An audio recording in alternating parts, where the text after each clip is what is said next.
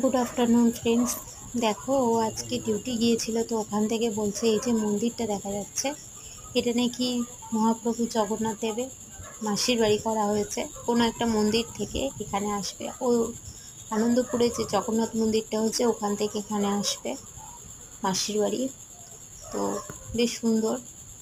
তাই ও আমাকে মন্দিরটার ভিডিও পাঠাতে গিয়ে পুরো কমপ্লেক্সেরই ভিডিওটা পাঠিয়েছে।